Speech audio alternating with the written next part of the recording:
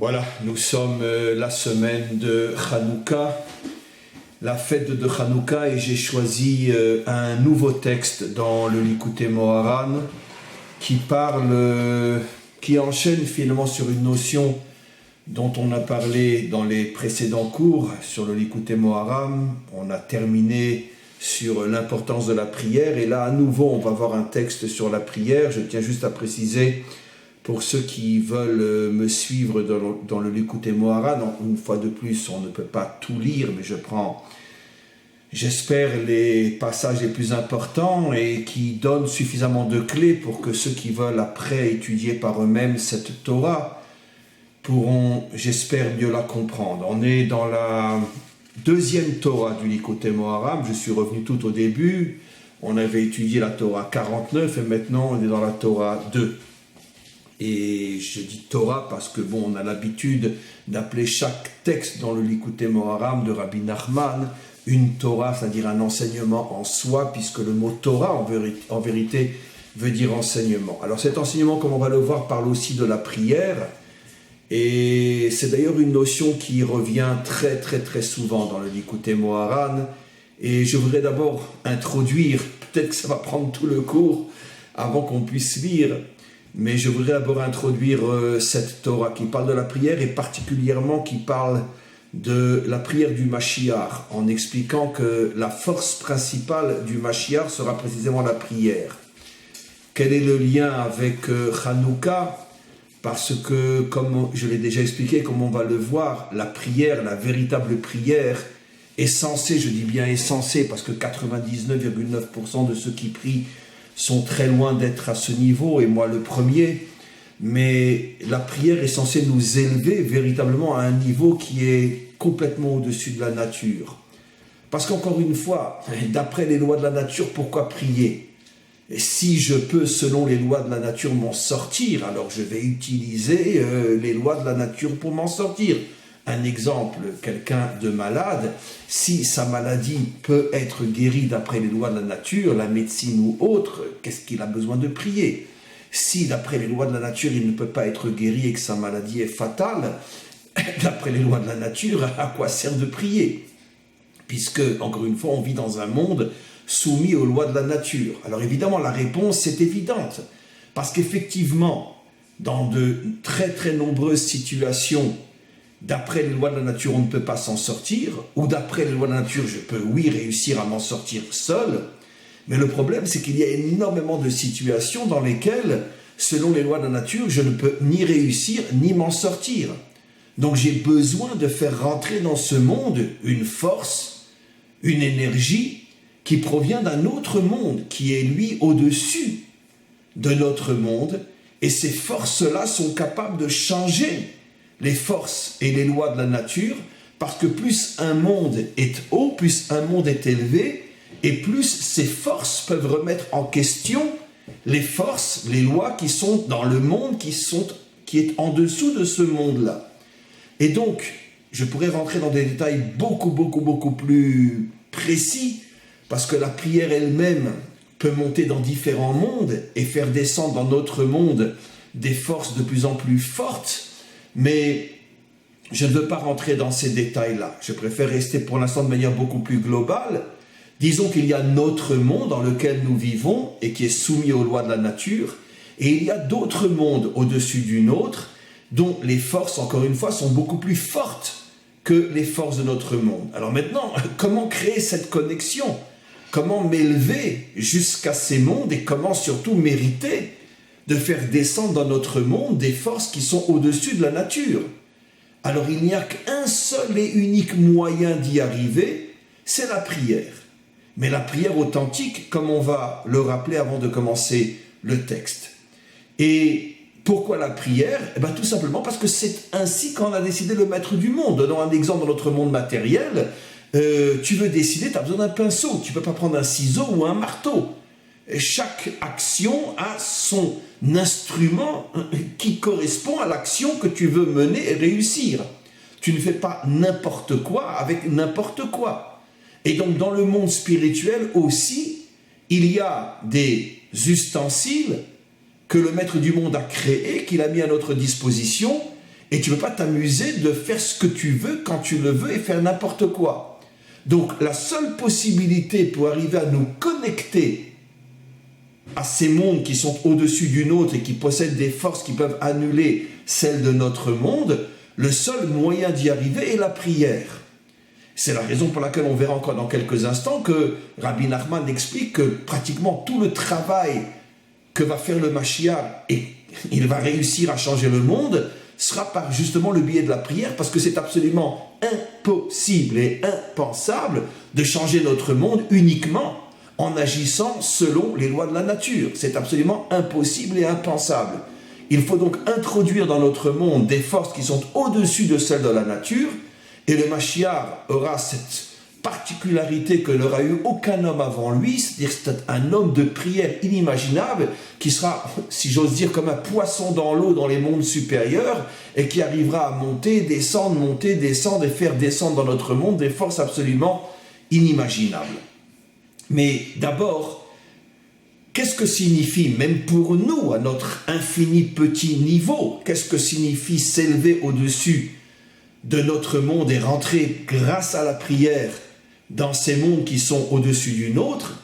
Ça signifie d'abord une émouna à 100%, chacun par rapport à lui-même. Ça veut dire que quand je prie, je crois véritablement et sincèrement et profondément que je me connecte à un monde aussi réel, j'ai dit une bêtise, encore plus réel que le nôtre, bien qu'il n'est pas visible, mais aujourd'hui, en 2019, la science nous a déjà appris depuis des décennies que moins une énergie est visible, plus elle est forte et plus elle est authentique, et que tout ce que nous voyons dans ce monde n'est qu'une pure illusion, parce qu'en vérité, toutes les énergies sont cachées derrière ce que nos yeux perçoivent, qui ne sont que des illusions. Donc ça, déjà, au moins, on le sait. Donc, ce sont des mondes encore beaucoup plus puissants, encore beaucoup plus réels, encore beaucoup plus forts que les nôtres. Et donc, je dois avoir une émouna, une confiance absolue que ces mondes existent.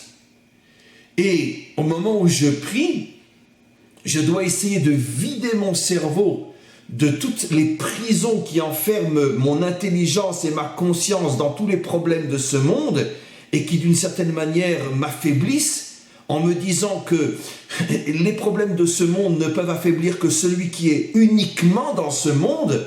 Mais si j'arrive à m'élever au-dessus de ce monde, je vais devenir un homme nouveau, avec des forces nouvelles, capable de bouleverser toutes les étroitesses et toutes les limites à l'intérieur desquelles je me trouve dans ce monde. Et encore une fois, donc il faut une émouna, excusez-moi pour le gros mot, je traduis une foi inimaginable, je reviens en hébreu, c'est beaucoup plus juste, une émouna extraordinaire. Et surtout, la deuxième condition, je la répète, arriver à ne pas se laisser affaiblir, impressionner, terrorisé par toutes les limites de ce monde, en me disant que ce n'est qu'une illusion par rapport à l'homme que je suis dans ce monde, mais si j'arrive à m'élever au-dessus de ce monde, je vais devenir un nouvel homme avec de nouvelles forces et je peux tout changer. Quel est le rapport avec Hanouka? C'est pour la raison pour laquelle j'ai choisi cette Torah, parce que Hanouka est une fête qui est censée aussi, je dis bien qui est censée, parce que on est 1 sur 1 milliard à arriver à vivre la fête véritablement. Malheureusement, comme on le sait tous, on a une Torah fabuleuse, une lumière inimaginable, des forces inimaginables, mais qui arrive à se connecter à cette lumière et à cette force véritablement. Mais bon, c'est pas le sujet. En tous les cas, la fête de Hanouka est, comme on le sait, régie par le chiffre 8. Je l'ai déjà expliqué des milliers de fois. Le chiffre 8 est le chiffre qui nous introduit dans ces mondes qui sont au-dessus du nôtre, puisque notre monde est géré par le chiffre 7, les 7 jours de la création, et à partir du chiffre 8, 9, 10 et plus encore, on rentre dans des mondes qui sont complètement au-dessus du nôtre et qui ne sont pas limités par les lois de notre monde. Donc la fête de Hanouka symbolise justement les mondes au-dessus du nôtre, et c'est donc le lien entre la fête de Hanouka et la prière.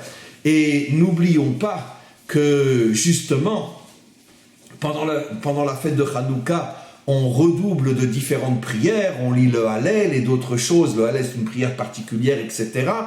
Et donc, c'est une fête qui véritablement fait allusion justement à la force de la prière, comme je l'expliquerai dans d'autres cours, le symbole de l'allumage de la bougie, la Hanoukia, qu'est-ce que cela représente, etc., etc. En tous les cas, maintenant, on va rentrer dans notre texte. C'est un texte que on traitera au moins ce cours, peut-être encore un autre cours, même que la semaine prochaine, on ne sera plus dans Hanouka, mais c'est pas grave.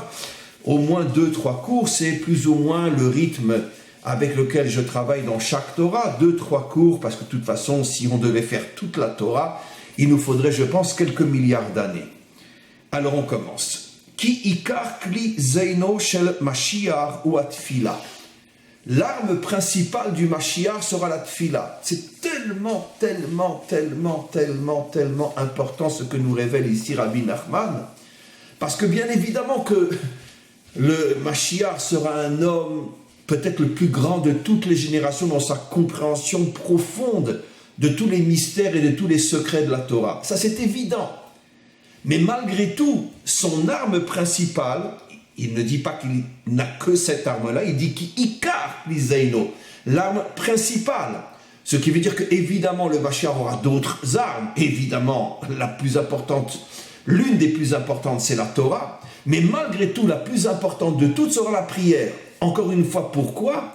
Parce que tant que je veux vivre bien, proprement, sainement dans les deux sens, être saint d'esprit et saint de corps, avec de bonnes qualités, être vraiment quelqu'un de bien, quelqu'un d'authentique, c'est sûr que la Torah me donne toutes ces forces-là.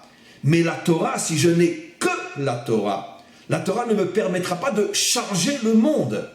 Parce que la Torah est une force fabuleuse qui fait de moi un être exceptionnel, mais la Torah, malgré tout, n'a pas cette force en elle, en tout cas, je dis des bêtises, elle a oui cette force en elle, mais elle se dévoile, cette force surnaturelle, grâce à la prière. Et ça, en vérité, je fais allusion à une Torah que l'on fera bientôt, j'espère après cette Torah-là, on revient au tout début du livre, dans la Torah 1, la toute première Torah, où Rabbi Nachman révèle que la prière n'a véritablement de force que chez celui qui étudie véritablement la Torah. Donc c'est évident que la force de la prière est contenue à l'intérieur de la Torah, mais pour que cette force se dévoile, il faut passer par la prière.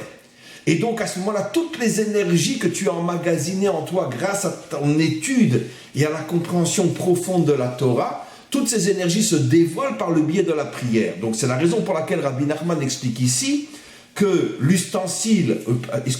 l'arme principale du Mashiach sera la prière. Ki ikar kli zeino shel Mashiach hu atfila, shehu bechinat chotem. Là aussi, il dévoile quelque chose d'absolument fabuleux. Au niveau des codes, des secrets de la Torah, on sait que chaque partie du corps, du cerveau jusqu'au pied, jusqu'au talon, correspond à une énergie, à une force spirituelle. Et la partie du corps qui correspond à la prière est le nez, dit Rabbi Nachman. Et là, bien sûr, il révèle quelque chose d'extraordinaire, chez Bechinat Chotem, qui est le nez. On sait tous que le nez est la partie du corps essentielle sans laquelle on ne peut pas vivre, parce que on peut se passer de manger, même de boire pendant plusieurs heures, voire même un jour ou deux. On peut ne pas dormir pendant des heures, un soldat bien entraîné peut ne pas dormir pendant 48 heures ou plus, mais personne ne peut rester plus que quelques minutes sans respirer. C'est-à-dire que la respiration par le nez, c'est le fondement même de l'existence. Comment nos maîtres, ça c'est pas Rabbi Nachman qui le dit, il rapporte un enseignement qui est dans le Zohar et dans la Kabbalah, comment se fait-il que la prière est comparée au nez ?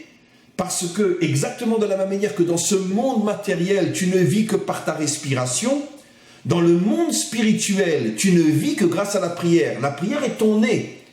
Ça veut dire que la prière te permet d'exister, de te connecter à ces mondes spirituels et être capable d'être dans ce monde tout en étant connecté à ces mondes spirituels qui permettent de faire descendre des forces extraordinaires dans notre monde d'en bas.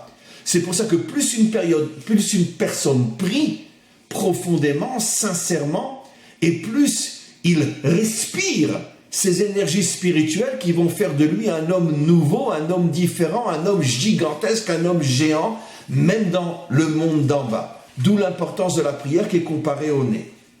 Kemoshe Katouv, comme le verset le dit, Uteilati ertamlach, c'est ce verset est dans Ésaïe, dans le chapitre 48, pour ceux qui veulent le trouver.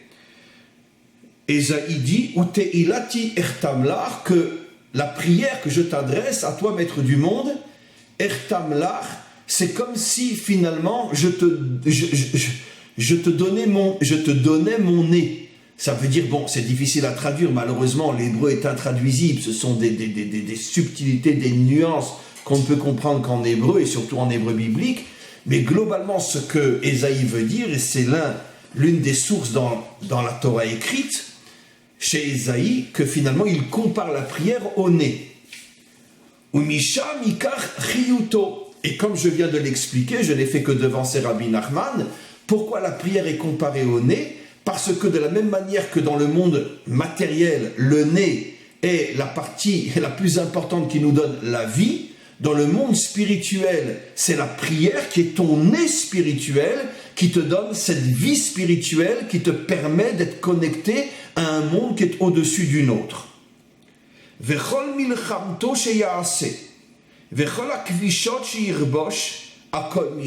Et là, Rabbi Nachman, encore une fois, révèle quelque chose d'extraordinaire. Attention, attention, attention, attention. La Torah refuse catégoriquement, d'accord? Et si je parlais à ma manière, je deviendrais fou de rage en l'expliquant.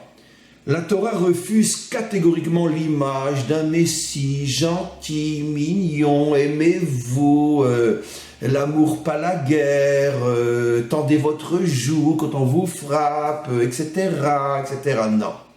Ce Messie, il n'existe pas, il n'a jamais existé. Il a été inventé par les dictatures pour transformer l'humanité en mouton. Je l'ai déjà expliqué. Toutes les fausses religions ont été inventées par les dictateurs. C'est pas pour rien que le premier empereur qui est devenu catholique était l'empereur Constantin. Tiens, comme par hasard, quel serait le lien entre le catholicisme et l'empereur Constantin? Ben, vous avez tous compris la réponse. Ça ne pouvait être qu'un fou furieux qui invente une religion. Et c'est pareil pour toutes les religions. Donc soyez gentils, ne soyez pas méchants, allez à Woodstock, etc. Bon, on connaît la chanson. Ça fait des millénaires qu'on souffre de ce poison qu'est la religion. Non, non et non. Le Mashiach sera un véritable guerrier, comme le roi David. Le Mashiach va devoir se battre, parce qu'on ne peut pas changer ce monde avec des roses et avec des sourires et avec de belles paroles. Non. Comme j'ai déjà expliqué d'une manière ironique, vous croyez que la mafia colombienne ou mexicaine et tous les dirigeants et toute la corruption de ce monde et toutes les banques et toutes les saletés qu'il y a dans ce monde vont se laisser impressionner par les sourires gentils du Mashiach? Non. Le mal ne connaît qu'un seul langage, celui de la force. C'est le seul langage qu'il connaît et c'est le seul langage qu'il respecte. C'est pour ça que David n'allait pas avec un sourire se battre contre les Philistins ou contre je ne sais qui. Il allait avec une épée et il était un guerrier féroce. Le Mashiach sera un guerrier féroce, oui, féroce. Mais Rabbi Nachman explique. Mais d'où va-t-il avoir la force de se battre contre le mal du monde entier? Toutes les mafias de ce monde, toutes les banques de ce monde, toute la corruption de ce monde, toute la pourriture des riches de ce monde qui domine ce monde et qui nous transforme en esclaves, tous les complots politiques et tout ce qui se cache derrière l'écran qu'on ne verra jamais, derrière les journaux qui ne nous parleront jamais de ceux qui véritablement dirigent le monde. Comment peut-il se battre contre une telle force ? C'est impossible. C'est pour ça que Rabbi Nachman nous révèle, oui, c'est possible, à la seule et unique condition qu'il puise ses forces d'un monde qui est au-dessus d'une autre. Et ceci par le biais de la prière. Parce qu'effectivement, aucun homme ne peut arriver à bout de tout le mal qu'il y a dans ce monde en utilisant uniquement les forces de ce monde. C'est impossible. Il faut pour ça que tu sois un surhomme. C'est-à-dire que tu sois un homme qui a des forces qui ne sont pas de ce monde. Et pour avoir ces forces qui ne sont pas de ce monde, tu dois être un homme de prière. Un homme dont la prière est le nez, c'est ta respiration, c'est ta vie. Tu n'es que prière. C'est exactement ce que dit le roi David, le plus grand de tous les guerriers de toute l'histoire humaine. Il dira dans les psaumes « Vehani tefila », comme j'ai déjà expliqué. Il ne dit pas « je prie », il dit « je suis prière ». Tout mon être est prière. Et c'est pour ça qu'il a reçu des forces inimaginables qui ont fait de lui ce qu'il est devenu. À combien plus forte raison le Mashiach, parce que David, avec toute la puissance qu'il avait, ne s'est battu que contre les ennemis qui entouraient son pays. Le Mashiach va devoir se battre contre le mal entier du monde entier et arriver à le vaincre. Et donc ça va être un homme de prière comme on n'a encore jamais vu dans toute l'histoire humaine. Kemoshe Katouv, et il est dit au sujet du Mashiach, Ve'aricho beyirat Hashem. Sa respiration, ça sera la crainte d'Hachem. Ça veut dire qu'il aura un tel attachement à Hachem, il sera tellement connecté au maître du monde, que sa respiration transpirera sa crainte et son attachement à Hachem. Quand on verra le Mashiach, c'est comme si, j'ose dire, on voyait Hachem. Parce qu'il transmettra, il transpirera, il dévoilera une telle connexion à Hachem que quand on le verra, on ne verra pas un homme comme vous et moi. On verra l'épée d'Hachem qui agit dans ce monde contre tout le mal du monde. Vezeu bechinat chotem, Rabbi Nachman revient et explique, et c'est ça le sens du nez qui est la prière. Vezeu ikar klizaino, il répète, et ça sera l'arme essentielle du Mashiach, Kemoshe Katouv, et c'est ce qui est dit dans un autre verset, Becharbi ou Bekashti, quand Yaakov dira à ses enfants, toutes les guerres que j'ai menées, je les ai menées avec mon épée et avec mon arc. Or, on n'a jamais vu dans toute l'histoire de Yaakov que Yaakov se bat avec une épée ou se bat avec un arc. Alors, c'est quoi son épée et c'est quoi son arc? Piresh Rashi. Rashi explique. Tefila ou Bakasha. Ce sont toutes les prières, comme on a vu avant de rencontrer Yaakov, Esav, que Yaakov se met à prier, que toutes les prières que Yaakov a fait sont ce que lui appelle mon épée et mon arc.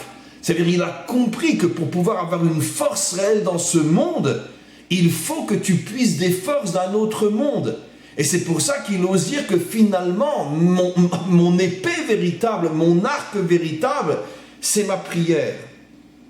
Kemoshe Katouv, et c'est pour ça qu'il est dit dans un autre verset, Lo bekashti eftar, be'elohim ilalnu, bechinat teilati echetamla. C'est pour ça qu'il est dit dans un autre verset que les guerriers, les vrais guerriers d'Israël disaient, je n'ai pas confiance en mon épée, mais ma confiance, elle est en Hachem. Mais alors, si ta confiance, elle est en Hachem, alors pourquoi tu as besoin d'une épée? Comme malheureusement, dans notre peuple et dans beaucoup de peuples, il y a encore toute une partie de soi-disant religieux qui n'ont strictement rien compris à la Torah et qui s'imaginent que simplement en étudiant la Torah ou en priant, on va arriver à vaincre tous nos ennemis, les Iraniens, les Syriens et tout le reste.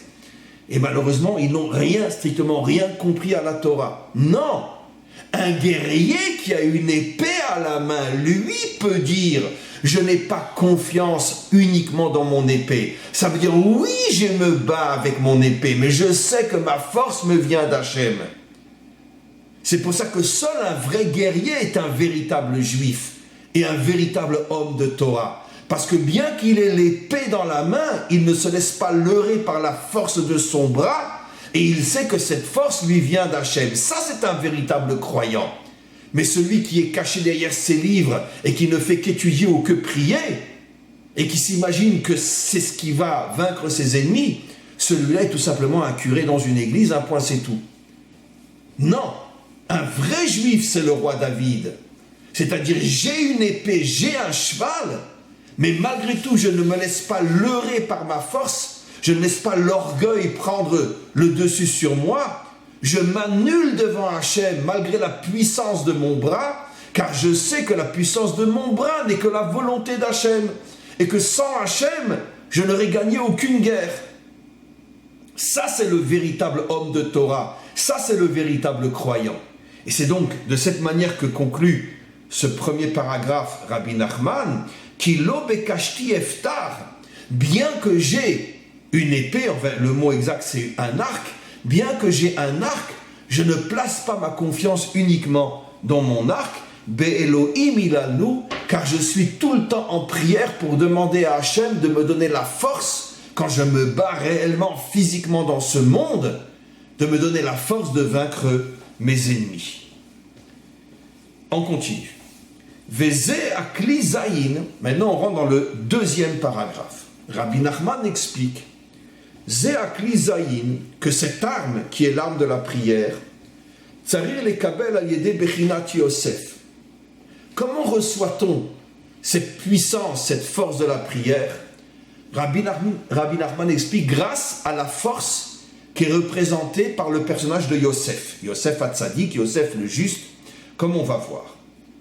Aïnou, Shmirat Abrit, c'est-à-dire, mot à mot, je le traduis une fois, je vais m'égorger en traduisant, la pureté sexuelle. Mais c'est pas ce qui a marqué, ça fait allusion à, mais en vérité la traduction exacte, Shmirat Abrit, protéger l'alliance. Alors évidemment, ça fait allusion à la pureté sexuelle, ça veut dire un homme qui n'est pas débauché. On va expliquer, je ne dirai pas plus aujourd'hui parce que déjà, rien que pour terminer le cours, j'ai déjà pas mal de choses à dire. Et je vais expliquer. Yosef, comme on le sait, est le représentant biblique de la pureté sexuelle. Ça veut dire donc cette tentation avec la femme de Poutifar. Et il n'a pas fauté. Nos maîtres vont beaucoup plus loin que le texte écrit. Nos maîtres nous expliquent, et on le sait, que Yosef était un personnage extrêmement intelligent, extrêmement beau. Nos maîtres iront même jusqu'à dire que quand il est devenu à 30 ans, donc vraiment un bel homme à 30 ans, il est devenu vice-roi d'Égypte. À chaque fois qu'il sortait dans les rues, toutes les filles d'Égypte se mettaient sur leur balcon et lui jetaient de l'argent en lui sifflant « monte chez moi ». Donc c'est nos maîtres qui osent dire une chose pareille. Donc un homme qui a été éprouvé sur le plan sexuel toute sa vie, parce que c'était un homme brillant, un homme extraordinaire, et à l'âge de 30 ans, il avait l'argent, le pouvoir, la beauté, il avait tout, toutes les femmes étaient folles de lui. Et malgré tout, il n'a jamais fauté dans ce domaine. Et la Torah ne nous raconte visiblement que l'histoire avec Madame Poutifar, mais comme on le sait, la Torah écrite prend toujours un exemple ou deux, mais la Torah orale en rajoute énormément. Donc, comme on le sait, la puissance, la force de Yosef, c'est qu'il fait attention de ne jamais détruire l'alliance. Je vais expliquer pourquoi la pureté sexuelle s'appelle Brit, qui ne veut pas dire sexualité, mais qui veut dire alliance. Tout le monde sait que le mot Brit veut dire alliance. Et il fait très attention de ne pas fauter dans ce domaine. Et c'est ce qui va faire de lui le tzaddik, le juste authentique, et qui va lui donner la force qu'il a. Alors Rabbi Nachman ici nous révèle quelque chose d'extraordinaire, c'est que pour arriver à être un homme de prière, c'est-à-dire un véritable homme de prière, pas « mon Dieu, je t'en prie, sauve-moi, donne-moi de l'argent, donne-moi la guérison, etc. Je t'aime, je t'adore ». Bon, toutes ces prières, on les connaît, et tout le monde prie de cette manière-là. Non, c'est pas ça la prière. La prière, c'est de devenir un surhomme. Comment je sais que je prie et que ma prière est écoutée? Que je sens que j'ai des forces que la majorité des hommes n'ont pas. J'ai une réussite que la majorité des hommes n'ont pas. Donc ça prouve que ma prière est une vraie prière. Mais Rabbi Nachman dit, mais comment on peut arriver à un tel niveau uniquement par le biais de Yosef? Si dans le domaine sexuel, tu es un homme propre, entièrement propre, tu as une épouse, un point c'est tout. C'est uniquement par ce biais-là. Et ça, c'est la force de Yosef. Alors bien sûr, il va falloir expliquer pourquoi. Alors d'abord, je veux revenir au moins aujourd'hui, et je continuerai ce cours la semaine prochaine, si Dieu veut. Je reviens sur la notion importante, pourquoi la pureté sexuelle s'appelle Shmirat Abrit en hébreu, protéger l'alliance. Ça fait allusion à quelle alliance? Ça fait allusion d'abord à l'alliance avec Hachem, c'est-à-dire je comprends de là que le maître du monde ne s'allie qu'avec celui qui est pur dans ce domaine-là. Et on comprend aussi l'alliance dans un sens plus précis, c'est tout simplement la Brit Mila, la circoncision, qui s'appelle en hébreu Brit Mila, c'est-à-dire l'alliance de la circoncision. Pourquoi le maître du monde a-t-il choisi de s'unir au peuple juif par le biais de cette action-là? Surtout que c'est pas très joli, quoi. Je veux dire, quoi, t'as trouvé rien que cette partie du corps pour dire que tu t'allies au peuple juif? Le message est évident, on vient de le lire. Le maître du monde nous dit, vous pouvez étudier la Torah toute la journée, vous pouvez accomplir toutes les mitzvot, vous pouvez manger super kasher, vous pouvez faire de super Shabbat, vous pouvez être quelqu'un qui connaît toute ma Torah. Si vous n'êtes pas propre dans ce domaine, vous n'avez aucune alliance avec moi. Nekuda. Un point, c'est tout. Je me fous de votre Torah, je me fous de vos mitzvot, je me fous de tout ce que vous faites. C'est à cet endroit-là le test. Comment êtes-vous à cet endroit-là? C'est à cette condition qu'il y a une alliance avec moi. Si à cet endroit-là vous n'êtes pas propre, d'accord, allez vous faire voir. Juif, non juif, il n'y a aucune différence. Allez vous faire voir. C'est dans ce domaine qu'est le test. C'est là que le maître du monde investit son alliance. Alors bien sûr, on pourrait se poser la question, pourquoi? Ça va être une grande partie du prochain cours. Mais je voudrais malgré tout commencer. Pourquoi? Pourquoi? Je vais commencer à donner une réponse simple. Parce que, tout simplement, c'est la partie du corps qui donne la vie. Je ne peux donner la vie avec aucune autre partie de mon corps. Ça veut dire que d'une certaine manière, cette partie du corps est d'une importance inimaginable. Je prépare le monde à venir, les prochaines générations. Je permets à la vie de continuer à exister. Maintenant, quel genre de vie je veux? Vous avez compris très simplement la réponse. Si je me sers de cette partie du corps uniquement pour m'amuser, c'est-à-dire que je me fous de la vie en vérité. Et même si après je vais faire un gosse quand j'aurai 30-35 ans, parce que bon, il faut bien laisser quelqu'un derrière moi, en vérité ce gosse-là, il va me ressembler, ça serait une pourriture comme moi. Parce que pendant 30 ans, j'ai été avec 50 filles, avec 50 femmes, etc., même des femmes mariées, puis tout d'un coup, je décide de faire un enfant. C'est-à-dire une pourriture, mais au monde d'une pourriture. Parce que je suis une pourriture, donc ce qui sort de moi, c'est forcément de la pourriture. Donc ce qui veut dire que le monde qui va exister après moi sera pourri comme moi. C'est-à-dire finalement, en un mot, je me fous du monde. Et moi, et moi, et moi. Mais si je suis quelqu'un de propre, qui ne vit qu'avec mon épouse, si je suis quelqu'un qui ne peut pas être tenté, qui ne peut pas tomber, c'est-à-dire que je respecte la vie, ou plutôt la force de vie que j'ai en moi. Je ne laisse pas ma vie aller dans n'importe qui, n'importe comment, uniquement pour m'amuser. C'est-à-dire que je respecte la vie. Et donc automatiquement, si je respecte la vie, eh bien la vie que je vais donner va être une vie propre comme moi. Et automatiquement, les prochaines générations seront de bonnes générations. Et le maître du monde ne s'allie qu'à celui qui respecte la vie. C'est la raison pour laquelle l'arbre qui représente la volonté du maître du monde au tout début du récit de la création s'appelle Etz HaChaim, l'arbre de la vie. Celui qui respecte la vie sera respecté par le maître du monde. Celui qui ne respecte pas la vie ne sera pas respecté par le maître du monde. Et comme on le sait, c'est la faute principale, essentielle de 99% des hommes et des femmes dans ce monde aujourd'hui. Alors tu peux être quelqu'un de très bien à côté de ça, tu peux être un gentil monsieur, une gentille femme, tu peux être quelqu'un qui est bien. Mais si dans ce domaine-là tu n'es pas bien, tu n'es pas connecté au maître du monde. Et donc ça veut dire quoi? Tu seras bien selon les règles de la nature. Mais tu n'auras jamais, jamais une connexion avec le monde qui est au-dessus de la nature. Donc, dès que tu auras un problème dans ce monde naturel, si tu n'arrives pas à t'en sortir d'après les lois de la nature, eh bien, tu ne t'en sortiras pas du tout. Tu seras quelqu'un de soumis aux lois de la nature. Si tu veux être connecté au maître du monde, tu dois être au-dessus de la nature. Et pour être au-dessus de la nature, il faut respecter la vie. Voilà le message extraordinaire et le respect de la vie est symbolisé par le message, par le personnage de Yosef. Merci au maître du monde de nous avoir donné un maître aussi grand que Rabbi Nachman et on continuera ce cours la semaine prochaine.